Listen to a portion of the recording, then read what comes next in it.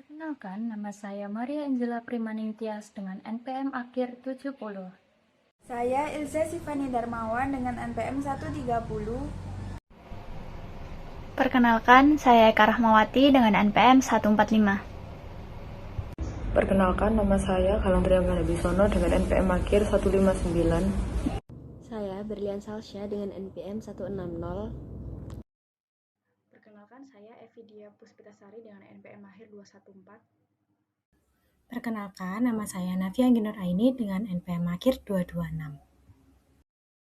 Perkenalkan, saya Nikita Putri Sirodia dengan nomor NPM akhir 230.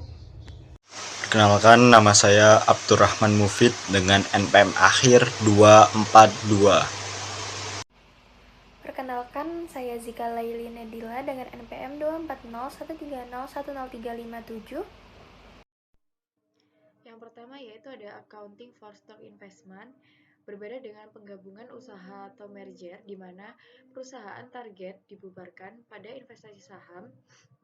Investor mempertahankan akun investasi secara berkelanjutan. Metode akuntansi yang dipilih berdasarkan pada tingkat pengaruh investor terhadap investasi, yaitu ada pengaruh tidak signifikan atau kepemilikan yang kurang dari 20%, menggunakan fair value method jika harga pasar atau cost method jika tidak ada harga pasar. Yang kedua ada pengaruh signifikan, yaitu kepemilikan antara 20% sampai 50%, itu menggunakan equity method. Yang ketiga ada kendali atau kepemilikan yang memiliki lebih dari 50%, menggunakan equity method untuk pembukuan internal dan harus menyusun laporan keuangan konsolidasi. Yang kedua ada konsep dasar fair value method. Metode ini digunakan ketika investor tidak memiliki kemampuan untuk memengaruhi operasional atau kebijakan keuangan perusahaan tempat ia berinvestasi. Yang pertama ada pencatatan awal. Investasi dicatat sebagai harga perolehan atau cost, yaitu kas, yang dibayarkan atau nilai wajar aset yang diberikan untuk memperoleh saham tersebut. Yang kedua ada pengakuan pendapatan, yaitu investor hanya mengakui pendapatan saat investi mengumumkan atau pembayaran dividen. Yang ketiga ada dividen likuidasi, yaitu jika dividen yang diterima lebih besar dari bagian laba investor sejak saham dibeli, maka kelebihannya itu dianggap sebagai pengembalian modal. Jurnalnya yaitu mengurangi saldo akun investasi, bukan mencatat sebagai pendapatan dividen. Yang terakhir ada penyesuaian akhir periode. Saldo investasi di neraca harus disesuaikan dengan nilai pasar terbaru atau market value. Selisihnya nanti dicatat sebagai keuntungan atau kerugian yang belum terrealisasikan atau yang disebut unrealized gain or loss. Materi selanjutnya yaitu konsep dasar cost method. Metode ini adalah variasi dari fair value method, namun digunakan khusus untuk saham yang tidak memiliki harga pasar yang siap tersedia atau non-marketable securities. Ada prinsip utamanya yaitu investasi itu tetap dicatat sebesar harga perolehan awal. Lalu tidak ada revaluasi, yaitu berbeda dengan fair value method. Pada cost method ini tuh tidak ada penyesuaian nilai investasi di akhir periode berdasarkan harga pasar, kecuali jika terjadi penurunan nilai permanen atau impairment. Yang terakhir ada pengakuan pendapatan, yaitu sama kayak fair value method, pendapatan diakui hanya sebesar dividen yang diterima. Lalu selanjutnya adalah perbandingan konsep antara fair value sendiri atau cost versus dengan equity method. Yang pertama ada fitur yang pertama ada status investasi. Kalau di fair value atau cost method sendiri itu dianggap sebagai aset keuangan pasif. Kalau di equity method sendiri dianggap sebagai kepentingan ekonomi aktif. Kalau masalah laba bersih investi, fair value cost method itu tidak dicatat oleh investor. Namun kalau di equity method dicatat sebagai penambahan nilai investasi dan pendapatan. Lalu ada dividen investi. Kalau di fair value atau cost method sendiri itu dicatat sebagai pendapatan dividen. Namun kalau di equity method dicatat sebagai pengurangan investasi, seperti penarikan modal. Lalu ada nilai investasi. Kalau di fair value atau cost method sendiri itu mengikuti harga pasar atau fair value. Namun kalau di equity method sendiri mengakui perubahan ekuitas investi atau laba, rugi, atau dividen. Materi selanjutnya yaitu membahas tentang prosedur akuntansi, metode nilai wajar atau biaya, dan juga metode ekuitas. Jadi di sini diasumsikan bahwa Pop Corporation ini mengakuisisi 2.000 dari 10.000 saham beredar milik Sun Corporation dengan harga $25 per saham pada tanggal 1 Juli. Diasumsikan nilai buku dan nilai wajar aset dan liabilitas perusahaan Sun itu sama. Lalu, kas ini dibayarkan sama dengan 20% dari nilai wajar aset bersih milik perusahaan Sun. Laba bersih Sun Corporation ini untuk tahun fiskal yang berakhir pada 31 Desember adalah $25.000 dan dividen sebesar $10.000 yang dibayarkan pada tanggal 1 November. Jika terdapat bukti ketidakmampuan untuk menjalankan pengaruh signifikan, maka perusahaan POP ini harus menerapkan metode nilai wajar atau biaya dengan menilai kembali akun investasi ke nilai pasar wajar pada akhir periode akuntansi. Namun jika tidak, metode ekuitas ini diperlukan. Jadi di sini terdapat dua pencatatan jurnal dengan metode nilai wajar atau biaya dan juga metode ekuitas. Untuk pada tanggal 1 Juli yaitu pencatatan investasi, baik menggunakan metode nilai wajar atau biaya dan juga metode ekuitas ini sama dengan investasi pada perusahaan Sun sebesar 50.000 pada uang tunai sebesar 50.000. Lalu untuk penjurnalan tanggal 1 November yaitu untuk mencatat dividen, di sini perbedaannya jika menggunakan metode nilai wajar itu dihitung ke dalam pencatatan dividen, sedangkan jika menggunakan metode ekuitas dihitung ke dalam investasi pada perusahaan Sun. Lalu untuk penjurnalan tanggal 31 Desember untuk mengakui pendapatan di metode nilai wajar ini dia tidak ada karena diasumsikan bahwa saham tersebut itu dapat diperdagangkan atau memiliki harga pasar sebesar $25 per saham sehingga tidak diperlukan penilaian ulang. Sedangkan pada metode ekuitas di sini dicatat sebagai investasi pada perusahaan Sun sebesar 2.500 pada pendapatan dari perusahaan Sun sebesar 2.500. Jadi berdasarkan metode nilai wajar atau biaya, perusahaan POP ini mengakui pendapatan sebesar $2.000 dan melaporkan investasinya di perusahaan Sun sebesar biaya perolehan 50.000 pada tanggal 31 Desember. Dan berdasarkan metode ekuitas, perusahaan POP ini mengakui pendapatan sebesar 2.500 dan melaporkan investasi pada perusahaan Sun sebesar 50.500 pada tanggal 31 Desember. Nah, jadi untuk ringkasan aktivitas akun investasi pada metode ekuitas POP, itu 1 Juli dia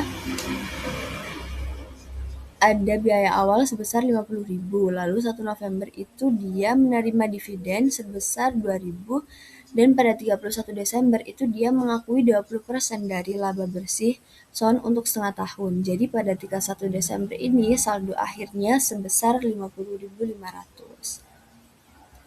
Lalu untuk jurnalan tadi itu mengilustrasikan bahwa metode nilai wajar biaya itu mencerminkan situasi umum di mana investor ini mencatat pendapatan dividen yang sama dengan dividen yang sebenarnya diterima. Jadi pengecualian ini muncul ketika dividen yang diterima itu melebihi bagian investor atas laba investasi yang diperoleh. Jadi dari sudut pandang investor, apabila ada kelebihan dividen sejak akuisisi investasi, itu merupakan pengembalian modal atau dividen likuidasi. Misalnya, jika laba bersih Sun untuk tahun tersebut adalah 15.000, bagian POP adalah 1.500, maka dividen yang diterima yaitu 2.000. Lalu, jika melebihi ekuitas sebesar 1.500 dalam pendapatan Sun, maka kelebihan 500 itu dianggap sebagai pengembalian modal dan juga dikreditkan ke akun investasi Sun. Dengan asumsi bahwa perusahaan POP ini mencatat uang tunai sebesar 2.000 yang diterima pada tanggal 1 November sebagai pendapatan dividen. Dan di sini terdapat penjurnalannya yaitu pendapatan dividen pada investasi perusahaan Sun untuk menyesuaikan pendapatan dividen dan akuntansi investasi mencatat dividen yang diterima melebihi pendapatan. Jadi dari penjurnalan ini itu mengurangi pendapatan dividen menjadi bagian pendapatan POP sebesar 1.500 yang diperoleh setelah tanggal 1 Juli dan mengurangi investasi pada perusahaan Sun menjadi 49.500. Jadi nilai wajar atau dasar biaya baru untuk investasi tersebut.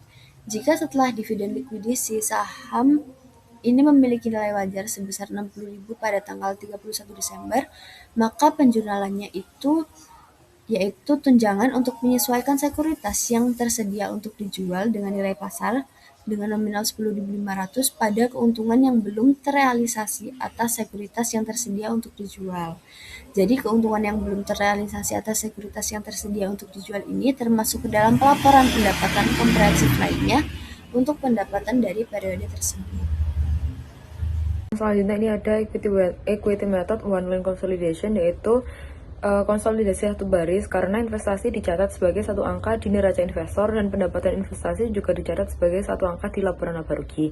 Disebut demikian karena jika metode ekuitas diterapkan dengan benar, hasil pendapatan dan ekuitas pemegang saham perusahaan induk akan sama seperti laporan keuangan induk dan juga anak dikonsolidasikan penuh. Prosedur dasar metode ekuitas ini sama, baik investor punya pengaruh signifikan 20-50% maupun kendali di atas 50%, namun kepemilikan di atas 50% ini itu dianggap sebagai kombinasi bisnis sehingga harus membuat laporan keuangan konsolidasi dan siap mengikuti prinsip metode akuisisi. Nah, perbedaannya diterapkan di bab 1 itu muncul karena yang pertama, investor maupun perusahaan yang diinvestasikan itu tetap eksis sebagai suatu entitas hukum terpisah dengan sistem akuntansi yang masing-masing atau biasa disebut dengan akuisisi. Lalu yang kedua ini, metode ekuitas hanya berlaku untuk salah satu entitas, yaitu hanya berlaku untuk investor. Lalu yang ketiga, kepemilikan saham investor dapat berkisar antara 20% hingga dengan 100%. Yang selanjutnya ini ada equity investment at acquisition, yaitu investasi saham itu diukur sebesar biaya perolehannya, yaitu kas yang dibayar atau nilai wajar aset atau surat berharga yang diberikan untuk mendapatkannya.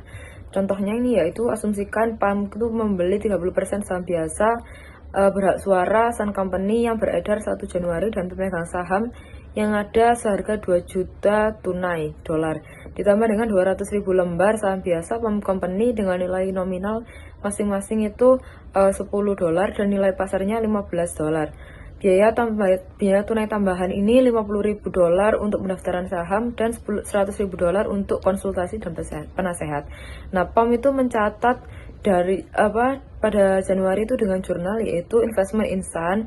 Ini itu sebesar 5.000 didapat dari 200.000 lembar itu dikalikan dengan 15 market value-nya 15 dolar ditambah dengan investasi tambahannya sebesar 2 juta tunai menjadi 5.000 di sini karena dicatat dalam ribuan rupiah.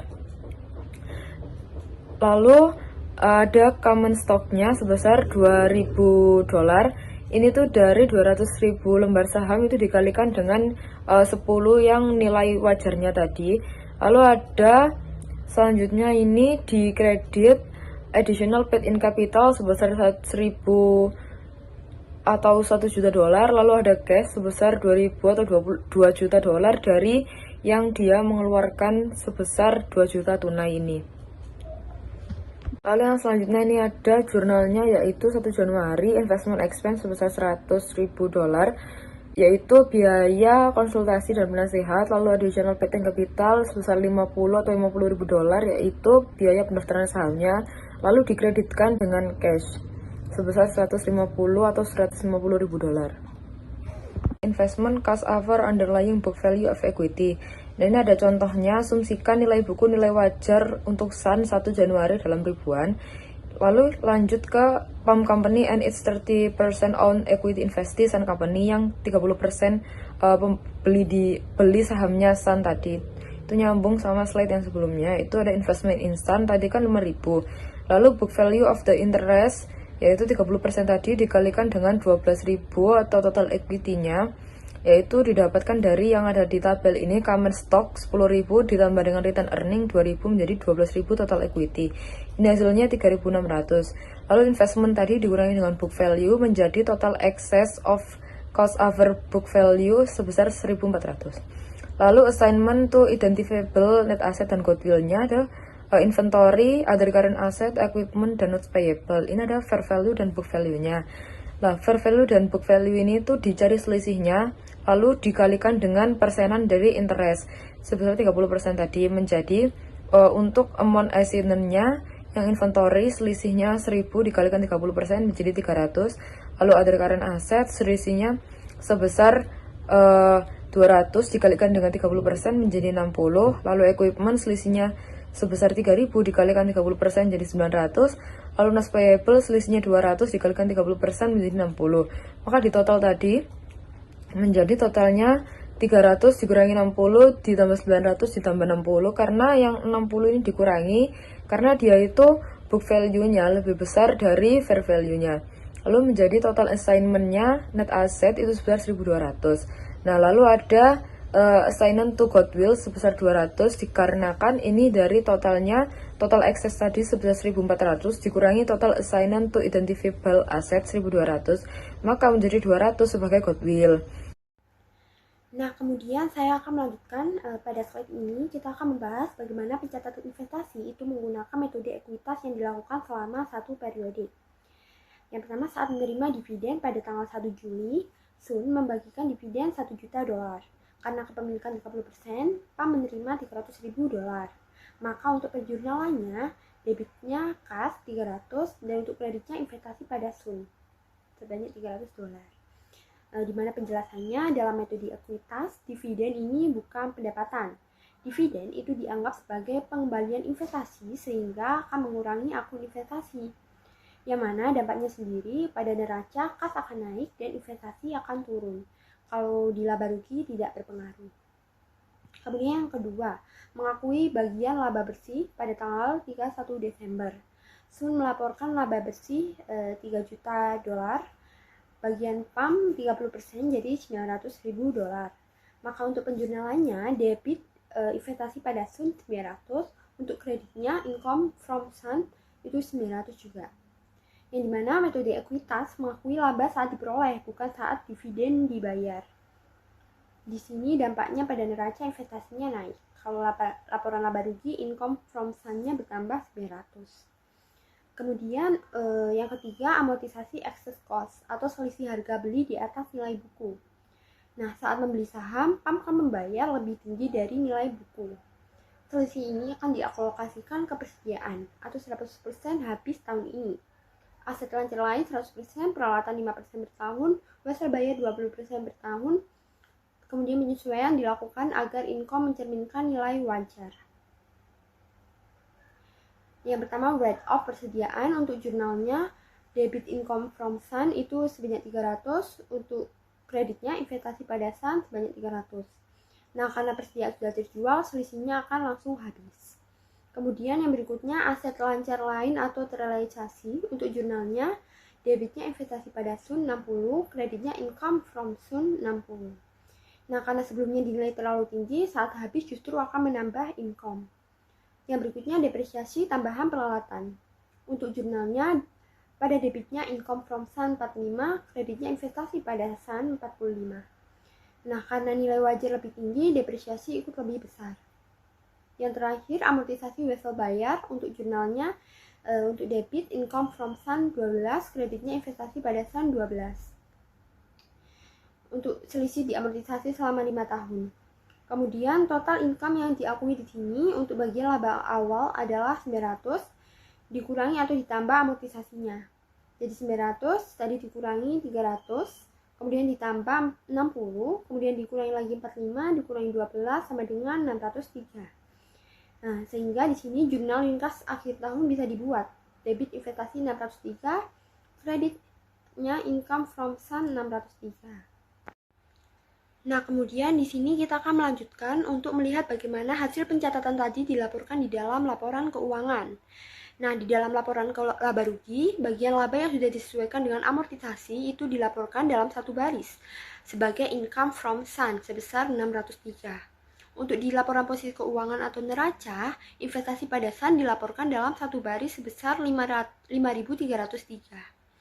Nah, yang selanjutnya jika dibandingkan dengan underlying equity yaitu 30% dari ekuitas Sun yang sudah meningkat menjadi 14.000, maka bagian investor adalah 4.200. Yang mana nilai investasi yang tercatat akan lebih tinggi karena masih terdapat sisa selisih harga perolehan yang belum diamortisasi atau disebut unamortized excess cost. Nah, jadi kesimpulannya sendiri, metode ekuitas membuat nilai investasi selalu berubah, yang mana mengikuti bagian laba investasi, dividen yang diterima, amortisasi selisih nilai saat akuisisi. Dan yang mana pada akhirnya jika seluruh excess cost sudah habis diamortisasi, nilai excess investasi akan sama dengan bagian investor atas ekuitas perusahaan investasi. Baik, mengenai excess of book value over cost. Apa sih yang dimaksud dengan excess of book value over cost?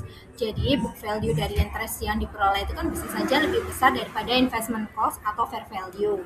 Nah, kondisi ini itu kan menunjukkan bahwa aset neto invest itu mungkin bisa overload atau investasi itu diperoleh dengan harga yang lebih murah. Nah, jadi di sini ada ilustrasi Pop and Son. Nah, Pop itu membeli 50% saham Sun pada 1 Januari seharga 40.000. Nah, pada tanggal tersebut total stockholder equity Sun itu 100.000. Nah, karena Pop itu membeli 50%, maka book value yang diperoleh itu perhitungannya adalah 50% dikali dengan 100.000 yang hasilnya adalah 50.000. Nah, kita bandingkan tadi kan udah ketemu book value-nya 50.000, sedangkan harga perolehannya itu kan 40.000. Nah, itu ada selisih 10.000. Selisih inilah yang disebut dengan excess of book value over cost. Nah, kenapa sih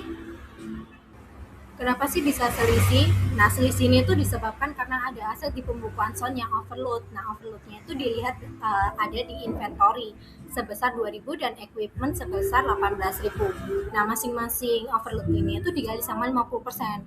Yang hasilnya totalnya itu ada 10.000. Nah, 10.000 ini tuh benar-benar berasal dari alokasi ke inventory dan equipment. Nah, karena Pop memiliki 50% saham, maka Pop itu kan menggunakan equity method.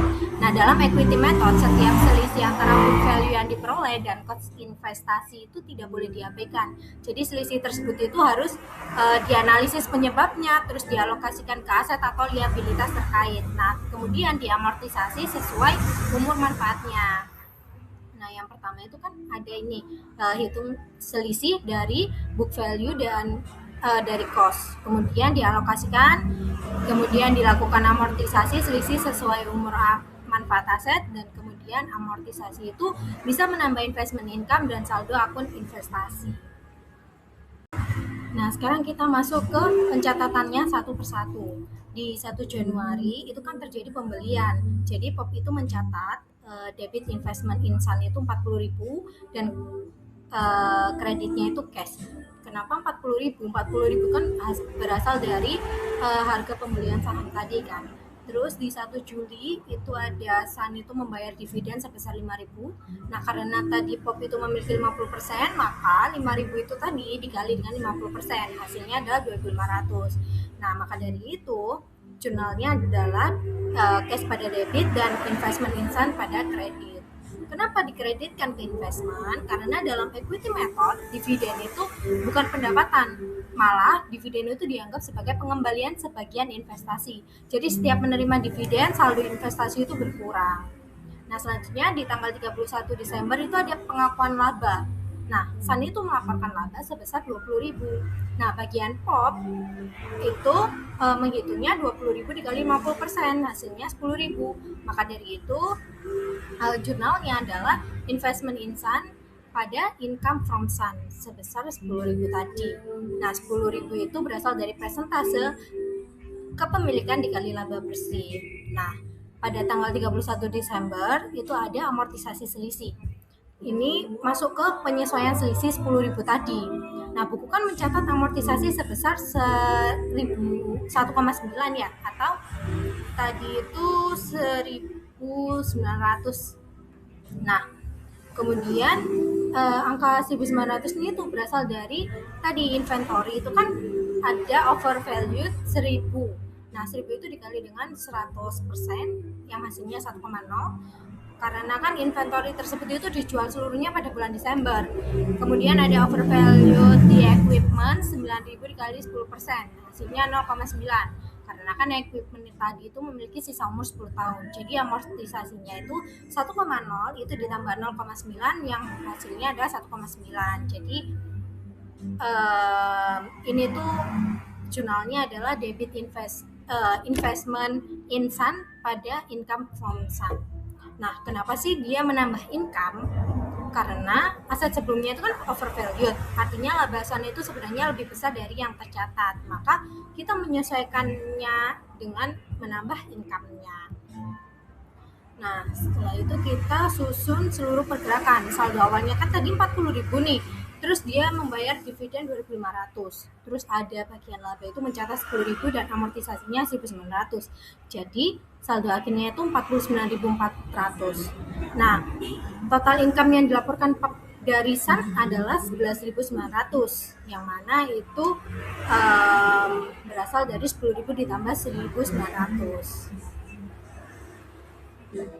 Nah, di bagian ini tuh kita masuk ke konsep yang mirip tapi sebenarnya itu berbeda, yaitu bargain purchase. Nah, bargain purchase ini itu terjadi ketika harga perolehan itu lebih kecil daripada fair value bagian net asset yang kita peroleh. Jadi, sekarang yang dibandingkan itu bukan book value lagi, tapi fair value. Nah, kita lihat dari ilustrasi Pop tadi, dia membeli 25% Sex Corporation seharga 110.000 pada 1 Januari. Nah, yang pertama kita hitung dulu book value yang diperolehnya. Itu dari book value-nya adalah 400.000 karena Pop kan membeli 25%, maka 25% dikali dengan 400.000 sama dengan 100.000. Nah, itulah asal angka 100 ditampil. Nah, kemudian kita bandingkan dengan harga belinya. Harga belinya itu kan 110.000. Terus book value-nya tadi 100.000 kan. Nah, selisih 10.000. 10.000 tadi itu disebut dengan excess cost over book value acquired. Nah, kita belum selesai nih. Kita harus melihat fair value aset SAC dulu. Di tabel terlihat kan, ada inventory undervalued sebesar 20.000. Nah, karena Pop memiliki 25%, maka 25% itu dikalikan dengan 20.000. Hasilnya adalah 5.000. Nah, building undervalued itu kan ada sebesar 60.000. Nah, 60.000 ini dikali dengan 25%, hasilnya 15.000. Nah, total penyesuaian fair value adalah tadi 5.000 ditambah dengan 15.000, hasilnya kan 20.000.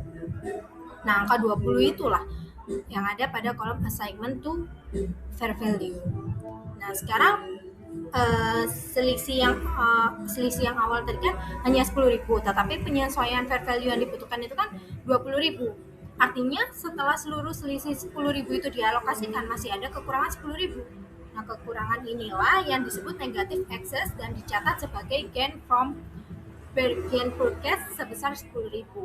Nah, jadi angka gain 10.000 itu berasal dari fair value yang diperoleh, itu kan tadi 120.000 dikurangi dengan harga belinya yaitu 110.000. Nah, karena Pop membeli bagian yang nilai wajarnya 120.000 tetapi hanya membayar 110.000, maka Pop kan memperoleh keuntungan 10.000 pada saat pembelian. Jadi berbeda dengan kasus sebelumnya, pada bargain purchase ini selisih ini tuh langsung diakui sebagai gain dan dia itu tidak diamortisasi. Ada juga penjelasan mengenai langkah perhitungan. Yang pertama kita harus menghitung tadi fair value-nya terlebih dahulu, kemudian tentukan bagian yang dibeli. Nah, setelah itu bandingkan dengan cost atau harganya. Terus kalau cost-nya kurang dari fair value, itu kan jadi selisih. Nah, selisihnya jadi gain. Ketika sebuah perusahaan membeli saham perusahaan lain di tengah tahun, perhitungannya tidak bisa disederhanakan hanya menggunakan angka akhir tahun. Kita harus menentukan ekuitas investasi tepat pada tanggal akuisisi, serta menghitung laba yang menjadi hak investor sejak tanggal pembelian. Dalam kasus ini, Pop Corporation membeli 40% saham Sun Company pada 1 Oktober seharga $80.000. Karena kepemilikan 40% dianggap memberikan pengaruh signifikan, maka digunakan equity method sesuai GAAP. Langkah pertama adalah menentukan ekuitas Sun pada tanggal 1 Oktober. Ekuitas awal pada 1 Januari sebesar $150.000 harus disesuaikan dengan laba 9 bulan sebesar $18.750 dan dikurangi dividen $15.000 yang dibayarkan pada 1 Juli. Maka ekuitas per 1 Oktober menjadi $153.750. Bagian 40% yang diakuisisi oleh Pop Corporation bernilai sebesar $61.500. Namun Pop membayar $80.000 sehingga terdapat selisih sebesar $18.500. Selisih ini tidak boleh diabaikan, ia harus dialokasikan. Karena terdapat bangunan yang undervalue sebesar $20.000, maka bagian 40% dari $20.000 adalah $8.000. Sisa 10.500 US dollar akan dialokasikan sebagai goodwill. Setelah akuisisi, POP hanya berhak atas laba 3 bulan terakhir. Bagian laba yang diakui untuk POP Corporation adalah 2.500 US dollar. Namun, karena terdapat selisih nilai bangunan, harus dilakukan amortisasi sebesar 100 US dollar untuk periode 3 bulan terakhir. Ini menurunkan laba yang diakui dan saldo investasi. Saldo akhir investasi menjadi 82.400 US dollar. Dalam akuisisi bertahap, investor tidak langsung memperoleh pengaruh yang signifikan. Kepemilikan bisa dimulai dari 10% lalu meningkat menjadi 20 dan 50, sehingga pada titik tertentu metode akuntansi harus berubah. Dalam kasus ini, POP Corporation membeli 10% saham Sun Company pada 2 Januari 2016 seharga 750.000. Pada saat itu, total ekuitas Sun sebesar 7 juta, sehingga bagian nilai buku POP adalah 700. Selisih 50.000 ini dicatat sebagai goodwill karena kepemilikan hanya 10%, POP menggunakan cost method. Selama 2016, ekuitas Sun meningkat dari 7 juta menjadi 7.500.000. Artinya retained earning naik 500.000 dan bagian 10% POP atas kenaikan ini adalah 50.000. Namun kenaikan ini tidak diakui karena masih menggunakan cost method. Pada 2 Januari 2017, POP memberi tambahan 10% saham seharga 850.000. Bagian nilai buku tambahan untuk POP adalah 750.000, sehingga terdapat goodwill 100.000. Setelah pembelian ini, kepemilikan menjadi 20% dan POP dianggap memiliki pengaruh yang signifikan. Mulai titik ini, POP wajib menggunakan equity method. Konsekuensinya, investasi lama harus dikonversi ke equity basis, dan jika equity method telah digunakan sejak 2016, maka investasi seharusnya bertambah 50.000 dari bagian laba 2016. Karena belum dicatat, diperlukan penyesuaian retroaktif dengan mendebit investment dan mengkredit retained earning sebesar 50.000. Penyesuaian ini bukan laba 2017, melainkan koreksi kumulatif akibat perubahan metode. Goodwill dari 2 tahap pembelian tetap dihitung terpisah dan tidak dihitung ulang. Di sini saya akan menjelaskan tentang penjualan kepemilikan ekuitas.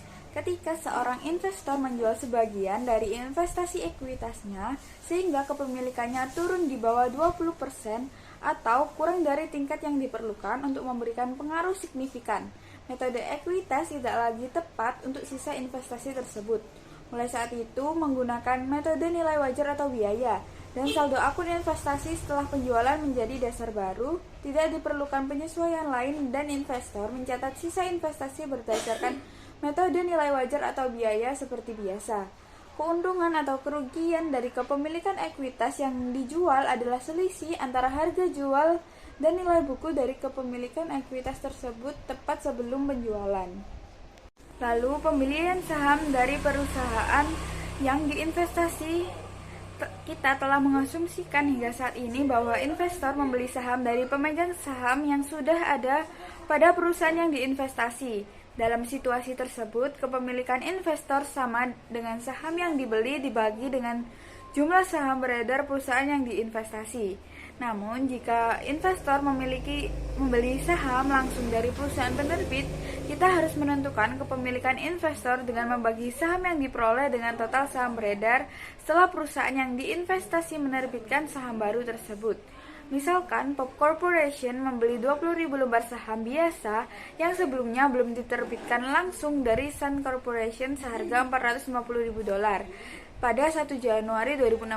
Ekuitas pemegang saham Sun pada 31 Desember 2015 terdiri atas $200.000 saham biasa dengan nilai nominal $10 dan $150.000 laba ditahan. Kita menghitung kepemilikan 50% POP di Sun adalah saham yang dibeli POP 20.000 lembar saham beredar setelah penerbitan saham baru beredar 31 Desember 2015 yaitu 20.000 diterbitkan ke POP 20.000 total 20.000 lembar.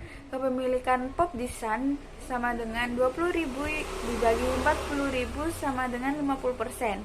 Nilai buku kepemilikan yang diperoleh POP adalah $400.000 yang ditentukan dengan mengalihkan presentasi kepemilikan 50% dengan ekuitas pemegang saham SAN sebesar $800.000.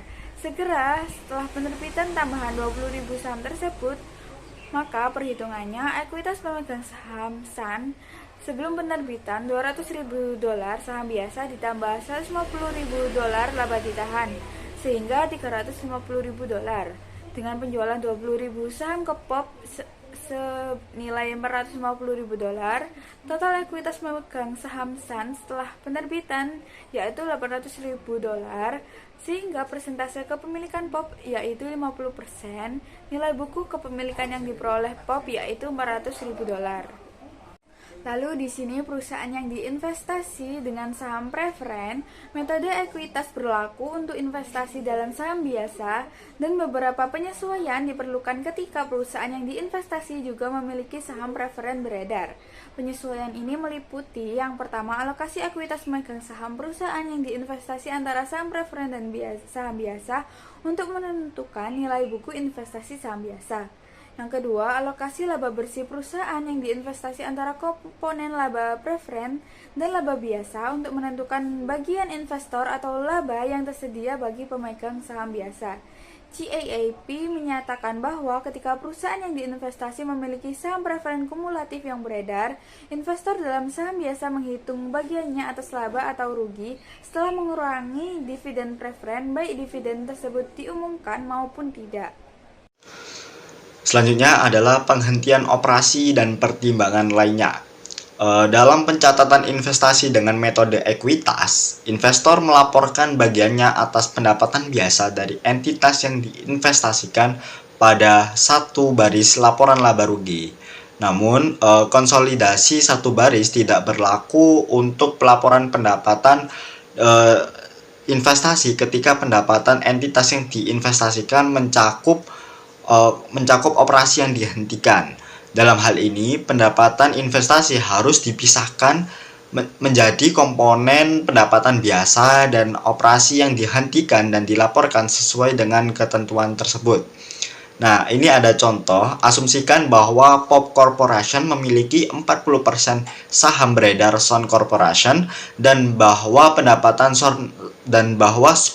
Son itu terdiri dari hal-hal berikut. Ini disajikan dalam ribuan. Nah, yang pertama ada income from continue operation sebesar $500. Lalu ada discontinue operation loss, ini mengurangi applicable income tax of $25.000, itu adalah $50. Lalu dihasilkan net income sebesar $450, itu dari $500 dikurangi $50. Lalu POP itu mencatat pendapatan investasinya dari Son sebagai berikut dalam ribuan. Yang di debit, bagian debit itu ada investment in Son sebesar $180. Lalu ada discontinue operation loss Son itu sebesar $20. Lalu di sisi kreditnya adalah income from Son sebesar $200. Selanjutnya adalah persyaratan lain dari metode ekuitas. Dalam melaporkan laba dan rugi suatu entitas investasi dengan metode ekuitas, itu seorang investor harus yang pertama mengeliminasi laba atau rugi belum terrealisasi. Investor itu wajib menghapus pengaruh laba atau rugi dari transaksi internal antara investor dan investee, sampai barang atau jasa tersebut dengan benar-benar terjual ke pihak luar. Yang kedua adalah penyesuaian nilai aset. Akun investasi dan pendapatan harus disesuaikan untuk mengamortisasi selisih nilai aset bersih jika ada aset yang dinilai terlalu tinggi atau terlalu rendah pada saat pembelian.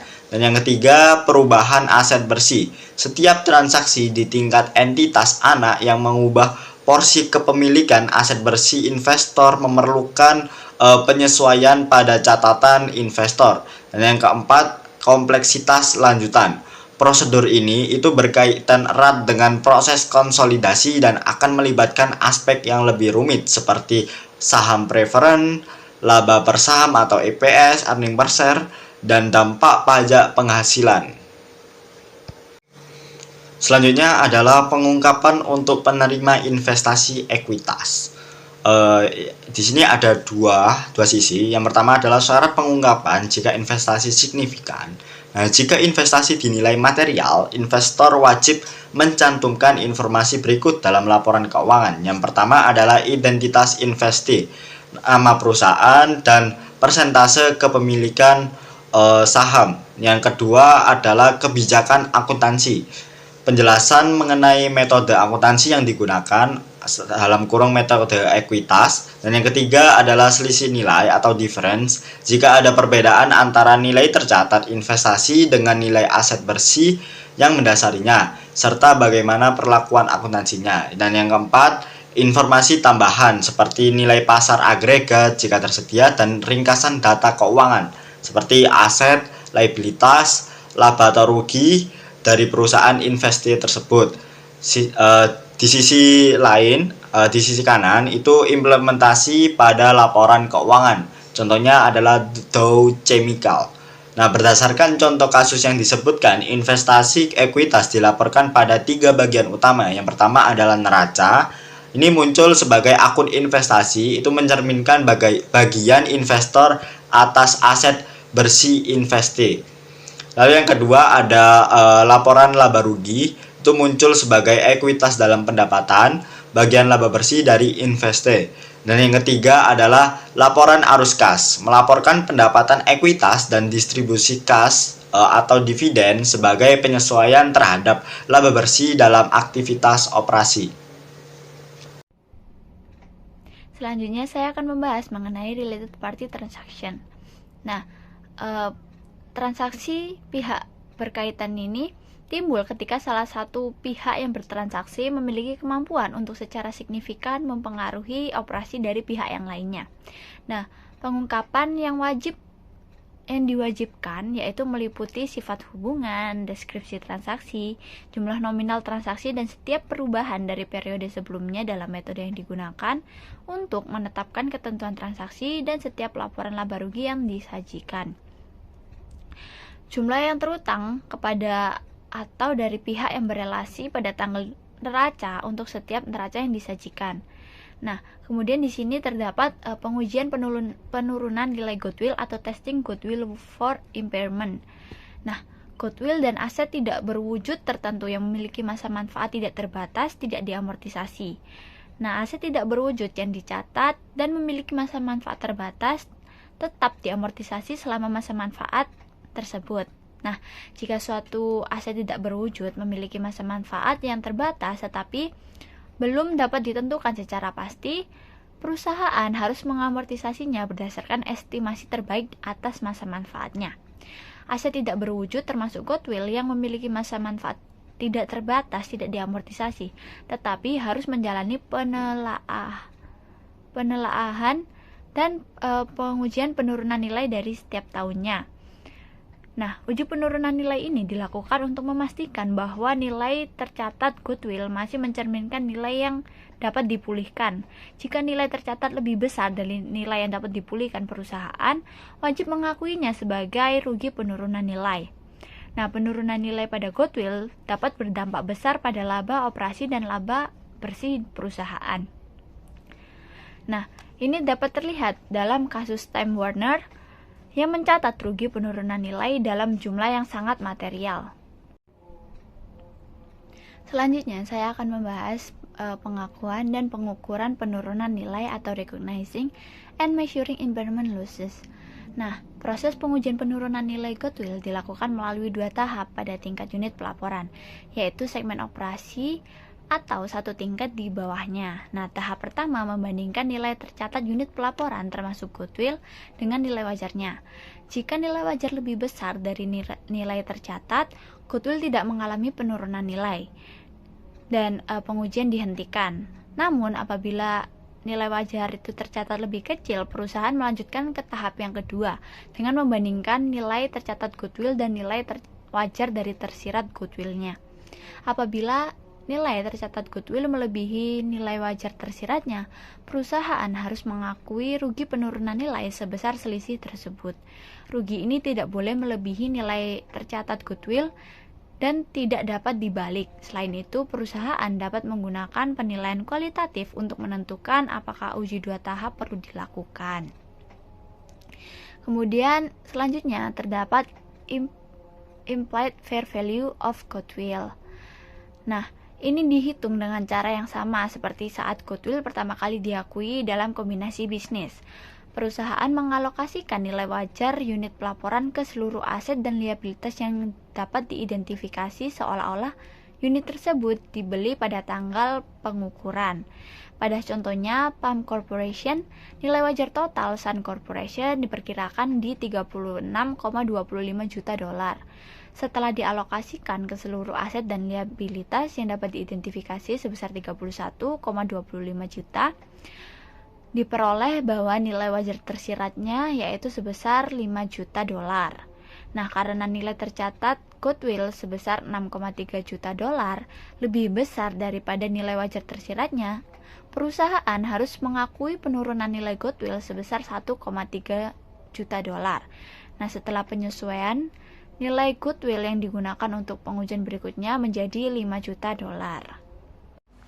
Selanjutnya ada menentukan nilai wajar dari unit pelaporan atau determining the fair value of the reporting unit. Jadi nilai wajar adalah jumlah di mana aset atau liabilitas dapat dipertukarkan dalam transaksi wajar. Nilai wajar unit pelaporan didasarkan pada harga pasar aktif karena dianggap paling andal menurut GAAP.